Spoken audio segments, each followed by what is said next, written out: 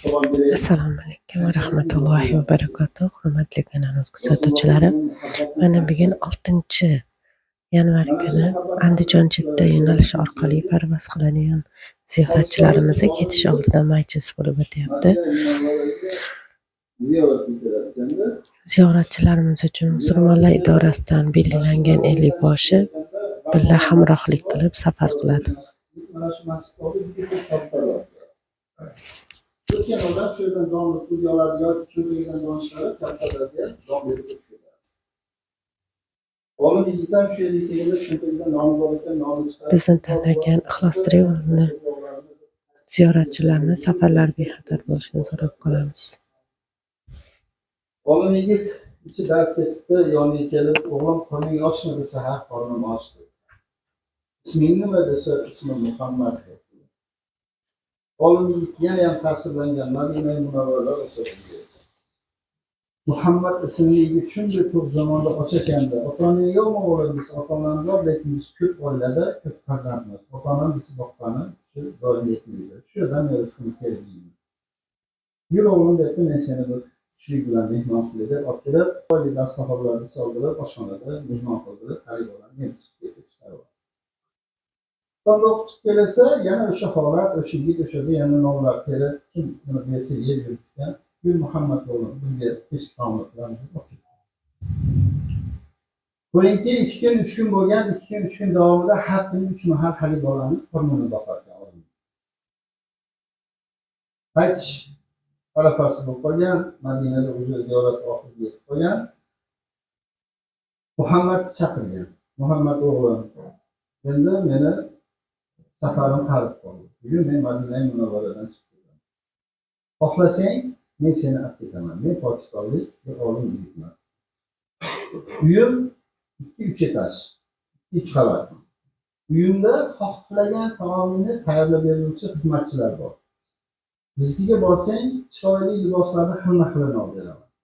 Va go'zal o'yinchoqlarni xohlaganicha olib beraman. Men bilan ket o'g'lim Muhammad.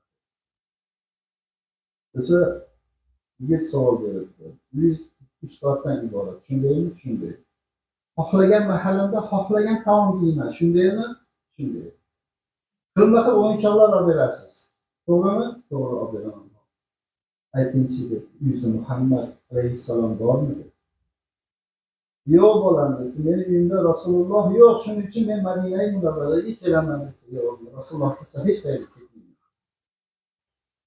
Olim yigit dod deb Allohga yig'lagan ekanda, "Ya Robbi, mana shu go'dakdagi bo'lgan muhabbatdan zarracha bizlarga ham bergin." Nima aytyapman, akalar, opalar, biz boradigan joyimizda oppoq charshaflar, divanlar solinadi hozir. Ovqatlaringlar ham buyurilgan, ziyoratlaringlarga yangi avtobuslar qo'yilgan, qo'yingki, chiroyli holatda yaratishga biz harakat qilamiz. Borgan akalar yaxshi biladi. Mashhur Nabaviyada zontilar bor. Zontilarning taglarida tagiga hech narsa solmagan, ustiga bir ehromga o'xshagan bir matoni shunday yopgan, yotib uxlayotgan ayol erkaklarga ko'zimiz tushadi. Ko'pchilik ahamiyat beradi, bularga ko'pchilik bermaydi. Borib gaplashib qolsangiz, ular aytadi.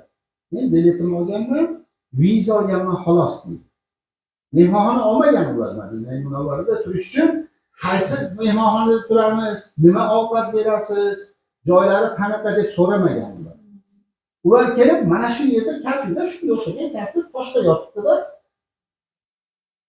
Nima qilib yotibsan bu yerda desiz, undan baxtli odam yo'q. Men Rasululloh sallallohu alayhi vasallam yonmayman. Men Rasulullohning yonlarida yotibman. Mendan baxtli divaning kerak emas dedi. Biz nima qilyapmiz akalar? Ming afsuslar bo'lsin, biz borib mana shu yotoqxonada ayb topishga qilyapmiz-da. Mana shu ovqatlardan ayb topishga qilyapmiz, harakat qilyapmiz. Shaharda havosi ham yoqmayapti bizga issiqligi. Jon opalar, akalar, Madina Munavvaradan Rasululloh sallallohu alayhi vasallam sevgan suvini ham, issiqligini ham, xurmolarini ham, ovqatlarini ham. Biz kimmizki Rasulullohga sevgan, suygan joyini biz borib ayb topgan.